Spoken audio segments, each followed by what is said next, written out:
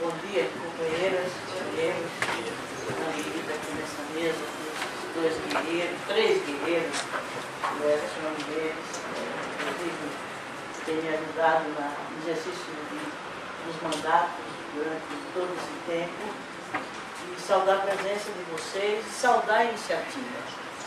Eu acho que é muito importante que grupos se reúnam, reflitam e interfiram no debate sobre esse tema. Um tema complexo, um tema difícil de compreensão de toda a população, porque é um pouco abstrato.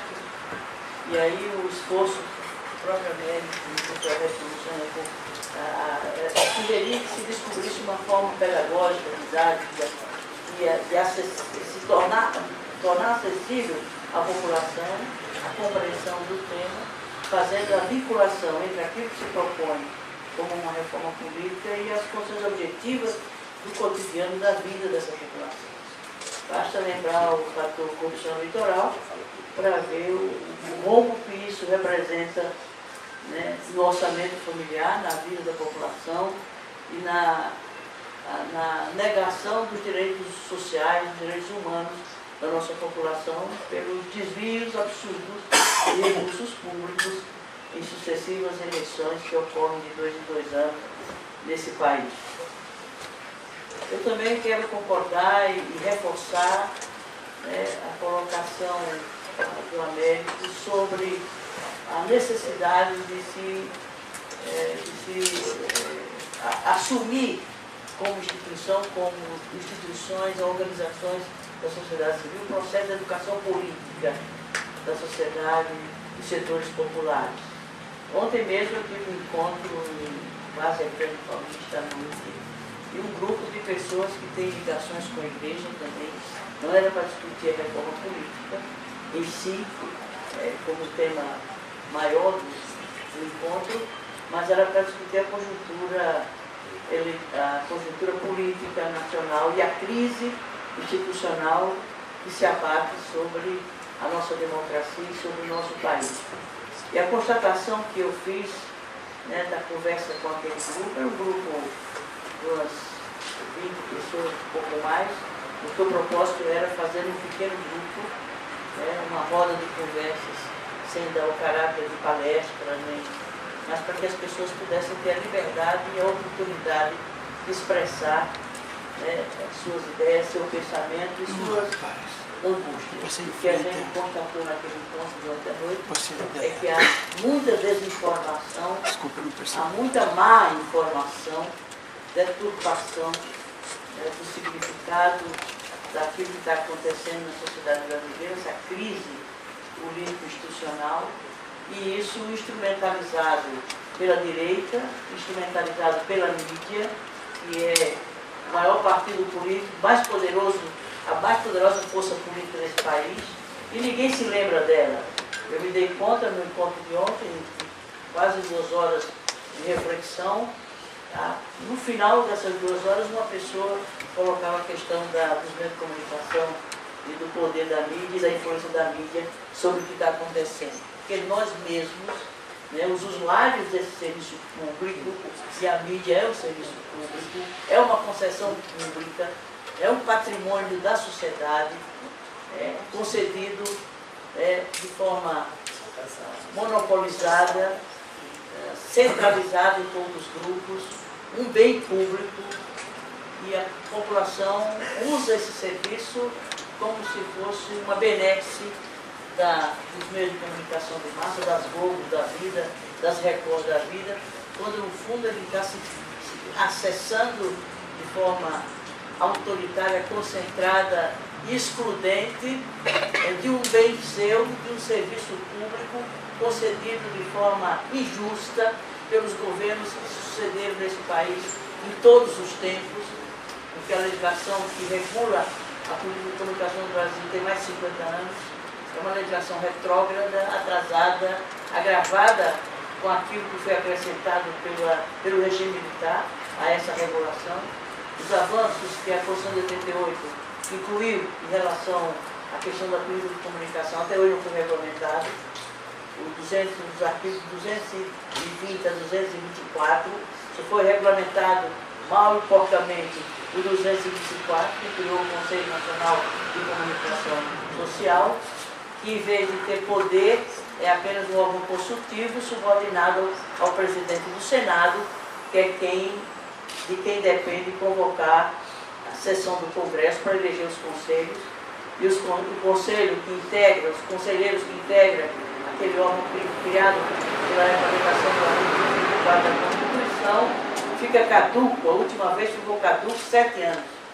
Por quê? Porque o presidente do Senado resolveu não convocar, para não desagradar os empresários da mídia, e é isso que as conquistas do povo, previstas na própria Constituição, são ignoradas, são fraudadas, como, por exemplo, o artigo 224 da Constituição e a não regulamentação do 220 até o 203, que seriam mudanças constitucionais, disposições constitucionais que democratizariam, em alguma medida, a prestação desse serviço, a concessão desse serviço e o acesso da cidadania a um serviço essencial, a própria formação da consciência, da opinião pública, dos valores, das ideologias.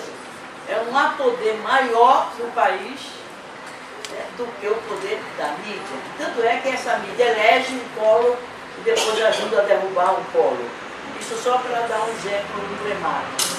E todo dia isso acontece, o povo sem entender, e acha que, olha, as novelas da Globo, os programas da Record, são maravilhosos, olha que beleza. Se fala em regulamentar, que nossos governos, inclusive os nossos governos, aqueles que elegemos e aqueles que sustentamos, que estão ameaçados agora de impeachment, não tiveram coragem, não têm tido coragem de enfrentar o poder. Quando a mídia, o presidente diz, não vai se regulamentar porque é o respeito indiscriminado à liberdade de expressão. Como se houvesse, essa é uma falsa questão. Não foram os empresários da mídia que lutaram pela liberdade de expressão, mas fomos nós, presos, torturados, desaparecidos, ameaçados pelo regime militar. E hoje eles se dão como os timoneiros da defesa da liberdade de expressão, porque não querem ser regulados na prestação do serviço público, e os nossos governos têm sido coniventes com essa prática omissa e conivente de não se democratizar os meios de comunicação de massa. E deu para perceber no grupo de ontem, deu para perceber no grupo de hoje, que nós não estamos muito conscientes desse fator determinante, de forma estrutural, da crise que está dada hoje do ponto de vista político-institucional no país. Mas vocês não me pediram para falar sobre isso. Me pediram para falar do que está acontecendo no Congresso, particularmente na Câmara, em relação à questão da reforma política. Eu estou lá há 16 anos, me maldigo todo dia por isso, me bendigo todo dia por isso, porque eu estou lá, porque o povo me manda para lá. E me bendigo porque é um mandato que procura ser o mais popular possível, mais ligado à sociedade, aos organismos da sociedade civil organizada, porque é isso que me sustenta, é isso que potencializa a minha presença isolada, solitária, naquela casa. Não tenho o apoio sequer dos companheiros do nosso campo, muito menos do meu partido. Mas o que me faz perseverar, continuar acreditando, para não desanimar, que o desânimo e a desesperança são conservadores, são reacionários, nos colocam na individualidade, e a individualidade não nos leva a canto nenhum. E o Papa Francisco tem nos ajudado nisso, quando ele fala da esperança, não abrir mão da esperança, não renunciar à esperança, ser produtores, ser condutores da esperança, porque a esperança é revolucionária. Não é por acaso que o Papa Francisco fala tanto da esperança. Não, a esperança é revolucionária, ela nos mobiliza, ela contagia os que estão perto, ela gera movimento, e o movimento gera mudança, gera transformação. É por isso que eu ainda aguento, depois de 16 anos, aquele congresso, pelo menos para ter uma tribuna, que não tem espaço para falar não. Vocês não me veem falar muito na tribuna, é porque só falam na tribuna os líderes. E o meu partido não foi como líder de bancada, nem como vice-líder de bancada. os espaços que eu tenho nas comissões é uma determinação do próprio mandato. Eu não estou me queixando, não. Eu não gosto de me queixar, não. Eu estou constatando para ver que uma presença isolada, porque não temos partidos, todos, de A a Z, não temos partidos. Siglas para disputar o poder e para conquistar e exercer o poder por si mesmo, o poder por ele mesmo. Não há nem para dizer assim, não, os meios justificam os fins. Esses meios incorretos que se usam aí, e a justificativa de que os fins justificam os meios, nem isso serve, porque os meios de hoje são fins.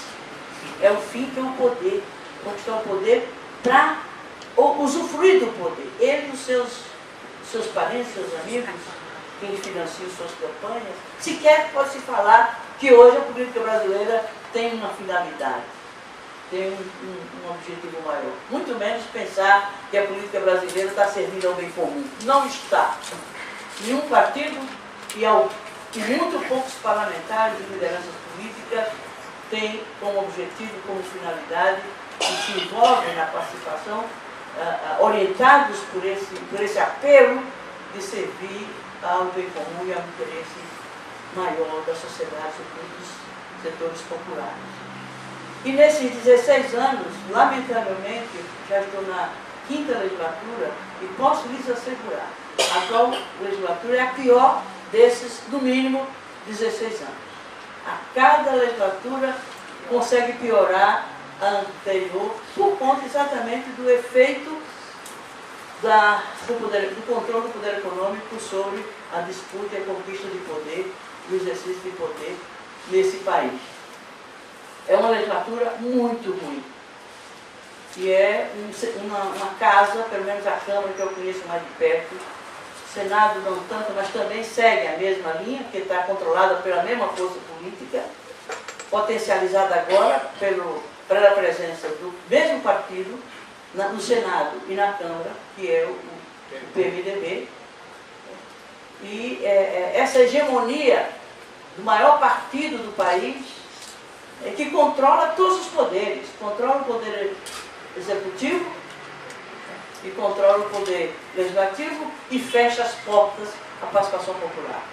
Agora mesmo, no início dessa legislatura, ainda por providência do presidente que saiu, e graças a Deus não se elegeu governador do Rio Grande do Norte, ainda bem que o povo teve isso, e não elegeu governador do Rio Grande do Norte, mas reforçou a força militar que dá segurança ao funcionamento da Câmara.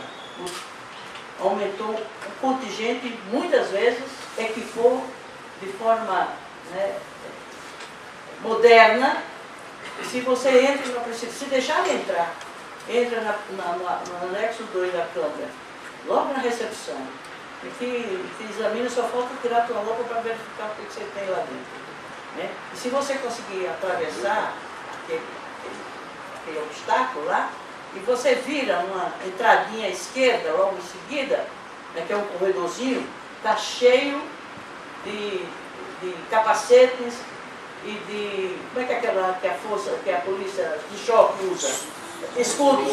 Está ali uma fileirinha de escudos, uma fileirinha de capacetes e a munição deve estar guardada melhor para não ficar transporte. Você vai lá, não sei se tem jornalista aqui, devia dar uma flagra lá. Eu já passei isso para um jornalista. Mas não foi ainda lá não, porque eu não saí daqui. Seguraram ele para sair. Está lá. O que é isso? É a força policial, fortemente armada, equipada, modernamente equipada, impedindo a entrada do povo na sua casa. Dizem que ali é a casa do povo. Ali não é a casa do povo, nem morta. E o povo ainda fica parado, ainda fica passivo, ainda fica achando que tudo bem, foi sempre assim. Não piora, o pior é isso, é que não foi sempre assim, mas piora, consegue piorar.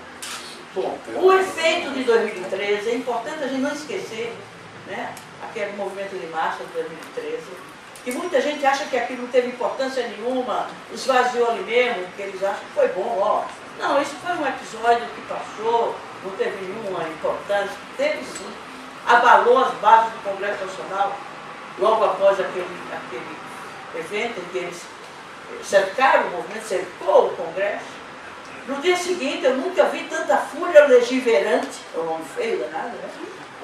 O poder legiverante do Poder Legislativo, desengavetando, né, os projetos que estavam lá, para mostrar serviço à sociedade, mas isso durou pouco, enquanto durou o efeito, o impacto da jornada de 2013. Mas quer dizer, a fumaça daquele fogo não morreu não, está por aí. Agora precisa dirigir essa fumaça para transformar em fogo, em algo que realmente seja construtivo do ponto de vista da preservação da democracia do nosso país, que está ameaçada. Bom. Então, de lá para cá, né, o acirramento entre o executivo e o legislativo se acentuou, se agravou, e o PT ficou acuado, o governo ficou mais acuado ainda, e as forças conservadoras, reacionárias, de direita, né, avançaram muito, e se assumiram como uma alternativa de poder. Não tenham ilusões que o Eduardo Cunha, na presidência da Câmara, não está como um primeiro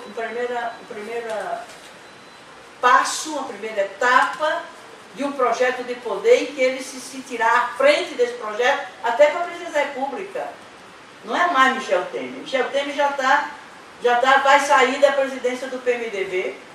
É isso que nos corredores, né, se ouve dos parlamentares do PMDB. Eles querem rifar o Temer, que o Temer gostou da cadeira de vice-presidente e não tem a liderança, nem muito menos o carisma de representar o maior partido do país, que é essa federação de partidos regionais, de lideranças regionais, né? Mas tem votos. É a maior bancada. É uma bancada muito maior do que o Partido dos Trabalhadores, que perdeu muita gente, né, na última eleição. O PSDB é o terceiro e vem o resto, que somado dá muita gente, dá muito deputado, articulado, dirigido, liderado pelo Eduardo Cunha. Não tem ilusões.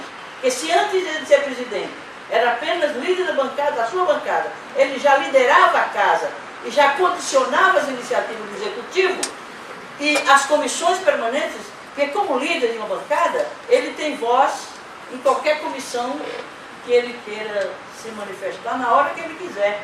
E era frequente nas comissões, pelo menos aquelas em que eu participo, a presença dele, né, intervindo como líder da sua bancada na direção das teses mais atrasadas. Tudo aquilo que a gente avançou do ponto de vista, né, moral, ético, de direitos humanos, de direitos de cidadania, estão todos, né, com projetos já engatilhados, porque ele vai apressar a tramitação dessas matérias para conseguir a vitória total daquilo pelo que eles lutam e que a duras penas a gente tem que conseguir segurar. Mas até quando, não sei quando vai se conseguir segurar. Porque a sociedade também não está atenta e a sociedade está desinformada. E ela é levada pelo poder desse partidão que é a mídia. E a gente corre sérios riscos. Quando eu falo em democracia, não é só golpe, não é só isso.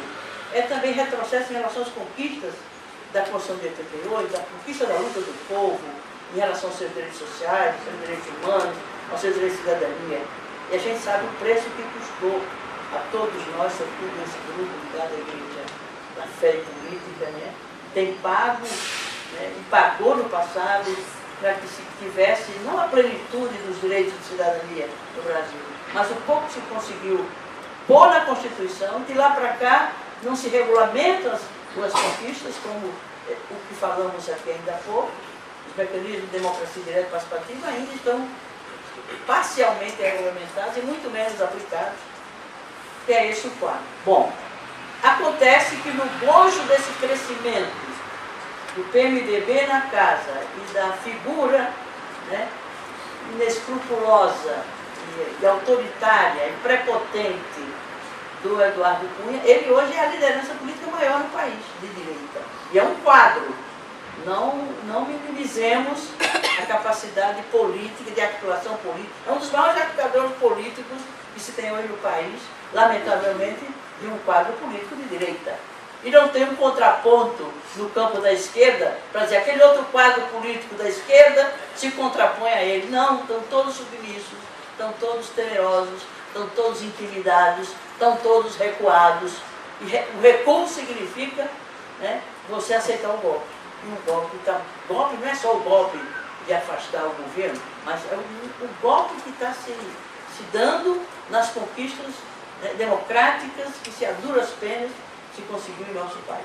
Bom, elege-se o senhor Eduardo Cunha numa disputa com um outro candidato do governo, que não é o melhor candidato, não foi o melhor candidato do governo. Eu digo assim, porque faço parte dessa comunidade, né? E o Arlindo já tinha sido presidente da casa, não foi um bom presidente de ter conquistado, sabe, a confiança, o apoio, a simpatia da maioria da chamada, né, chamado baixo clero, não foi. Né? Ele não soube aproveitar, não estou dizendo para fazer o jogo do governo, o jogo do seu partido, que a casa ela tem que ser dirigida de forma soberana, mas ele não foi facilitador, né, da democratização interna da casa e nada se avançou, por exemplo, na revisão do regimento. O regimento é draconiano, ele só privilegia as grandes bancadas, né, elimina a capacidade de voz de quem não é líder. O colégio de líder é um colégio de ditadores que determinam o que entra na pauta, o que não entra na pauta, o que vai ser votado, o que não vai ser votado, e as lideranças de bancada não discutem as orientações de bancada todas as votações, discutindo conosco, por mais que se cobre, por mais que se exija. É a ditadura dos líderes, e mais ainda a ditadura do colégio de líderes, por onde passa o poder real sob o controle do presidente da casa e da mesa diretora, relativamente. Hoje eu estou numa suplência, depois eu conto esse detalhe, para ver que a gente pensa que tem algum poder dando lá, não tem não. Só para incomodar e espelhar, isso a gente sabe fazer. Né? Bom, entra ele, toma posse no dia 1º, né? E ele, a primeira sessão seguinte, não, ele tomou posse no domingo, na terça-feira, na segunda houve a sessão solene de reabertura do Congresso. No dia seguinte, dia 2, ele pautou como matéria a votação, né, da admissibilidade da PEC, essa do grupo de trabalho, né, e que recebeu o nome de Vacareza, PEC Vacareza, que é essa que está lá, né, que estava na Comissão de Constituição e Justiça, para ser votada a admissibilidade, para poder tramitar depois. Ficou lá, segurada por alguns dos que estavam lá, e conseguimos que não fosse votado. E com o período eleitoral houve muito recesso, houve poucas sessões, e terminou se conseguindo de que a admissibilidade não fosse votada na Constituição e Justiça, que teria passado lá também. Né? Aí ele avocou, né, arbitrariamente em relação ao regimento, né, trouxe para os plenários de iniciativa individual dele para votar a admissibilidade. Votar a urgência e votar a admissibilidade. De uma tacada só, a matéria foi votada. No dia seguinte, ele instalou a comissão especial para poder apreciar a matéria, né, a PEC, que tem 10 sessões, ou no máximo 40 sessões, para ser até 40, mas com 10, que seria o período de se tentar mudar a proposta com emendas. Mas a própria composição da comissão especial, ela não tem correlação de forças que nos ajude. Não me deram a titularidade, minha bancada não me deu a titularidade, me deu apenas uma suplência. E eu estou nessa luta da reforma política desde 99, quando eu cheguei na casa. A minha bancada deu para 2 outros parlamentares da minha bancada, me deu a suplência, e tá bom, é o que restou. Chegamos lá, eu e o Chico Alencar tentamos, lançamos meu nome para a presidência, só para fazer confusão, né? Lancei meu nome para a presidência da comissão. Evidente que aí eles disseram, não, a gente pode aceitar que é uma chapa oficial, né? Vou aceitar você numa terceira suplência da direção da comissão especial, né? Aí a minha bancada, mas eu não era titular, então tentei negociar com o meu líder, com a liderança da minha bancada, a titularidade, para me viabilizar, estar na direção da comissão especial, não me deram. Eu perdi uma oportunidade, eu não, quer dizer, nós que lutamos para mudar aquelas coisas lá, perdemos a oportunidade de estar na vice-presidência, numa das vice-presidências da comissão especial, e teria mais espaço, né, de conseguir, né, discutir temas, e discutir audiências públicas, etc. Tudo bem. Mas só para dizer como as coisas são difíceis, né? A comissão está instalada já. Nessa semana, quarta-feira, vai ter a primeira reunião da comissão. Já vamos entrar com o requerimento de audiência pública para ver se consegue fazer, mas eles estão acelerando o processo. E aí minha preocupação, Luciano, que a dificuldade de se obter essas assinaturas para fechar, né, com esse total de assinaturas necessárias, eu não sei se vai dar tempo diante da celeridade que está se imprimindo. Não só, nem é por conta do nosso projeto, é por conta da decisão do Supremo. Porque o Supremo está segurando, o Gilmar Mendes está segurando o parecer que ele pediu vistas, né, e mancomunado com o Eduardo Cunha para apressar a votação da PEC, porque ao constitucionalizar o financiamento privado, e o mais grave é isso, não só admitir o financiamento de empresa, mas é pôr na Constituição. A Constituição aprovada vai garantir que é constitucional e o empresário deu o que ele bem entender. O empresário não é empresa, deu o que entender, né, o que vai aumentar o poder econômico, sequestrando as eleições e a democracia. Então, eram dois objetivos. Mostrar serviço, olha como eu sou competente, ninguém conseguiu votar a reforma política, eu consegui.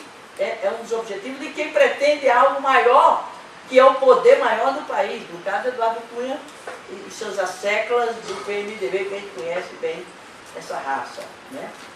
E mais que isso, é constitucionalizar o financiamento privado de empresas, portanto, antes que o Supremo seja pressionado a decidir por um voto, já que 5 foram a favor e um único foi contrário, e que está segurando a decisão última, para que haja tempo de que o Supremo não sofra o desgaste. Diz, não, a Câmara já aprovou, então as coisas se dão dessa forma. Né? Então, eu me preocupo, e aí eu acho que essa estratégia de coleta de assinaturas é o ponto zero da nossa preocupação, e eu gostaria de sugerir que se fizesse isso da forma como está sendo descentralizada nas comunidades.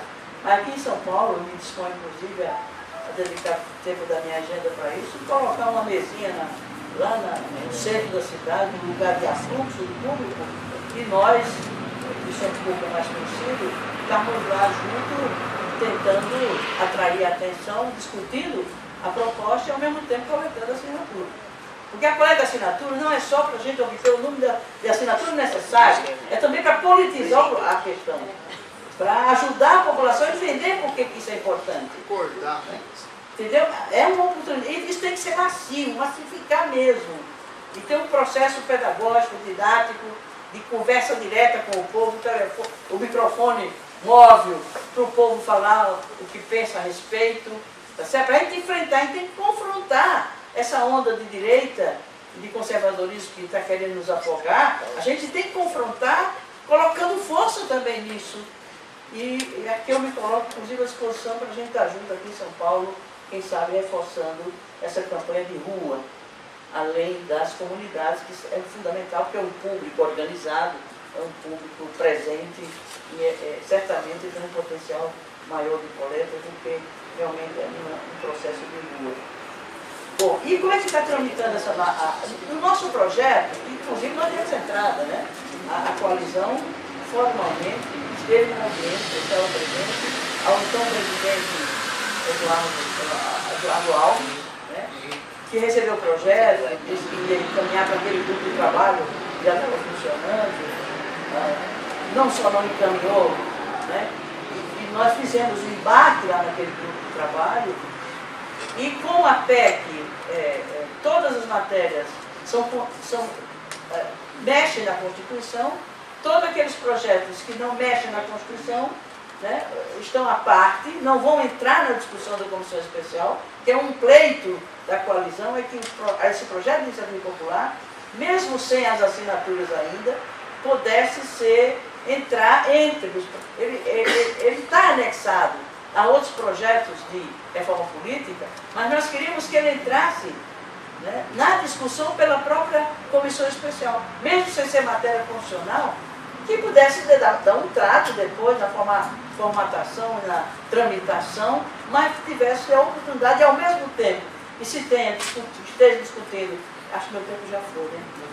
O tempo, aliás, que a PEC tem um tempo para concluir o seu parecer para ir para o plenário, para 2 votações na Câmara e 2 votações no Senado, pelo menos o projeto de lei de iniciativa popular, né, andasse, continuasse tramitando e pudesse esperar esse tempo das assinaturas para que aproveitar, né, a conjuntura que vai estar dada em torno da questão da reforma política, né? Mas até isso não se sabe se vamos conseguir. Nós vamos fazer atos daqui para frente, lá na Câmara, na sociedade, para ver se a gente pressiona. E precisa ter uma pressão muito forte sobre o Congresso, para evitar que as coisas se deem nos tempos e no ritmo que a eles interessa e certamente a nós não interessa. Bom, uma outra questão é que essas outras iniciativas, eu acho que o processo de unificação, de articulação, tá, das forças todas que estão em torno das diferentes iniciativas, essa é uma estratégia bem importante. Nós temos o PDE, o Projeto de Decreto Legislativo, propondo que o Congresso convoque uma consulta popular, ou seja, um plebiscito, sobre uma convocação de uma Constituição exclusiva para decidir sobre a reforma política. Essa é uma iniciativa que também está na comissão, foi negada, não foi recebida pela presidência, alegando inconstitucionalidade, mas eu estou com a ação, né, da Comissão de Constituição e Justiça para tentar haver uma ação para poder ter um recurso para tentar ver se retoma essa matéria. Mas isso não é o importante. O importante é articular, unificar todas as iniciativas e refortalecer uma única estratégia, que será, evidentemente, de combate a essa PEC e de viabilização do projeto de lei de iniciativa popular como um fator mobilizador e de educação política.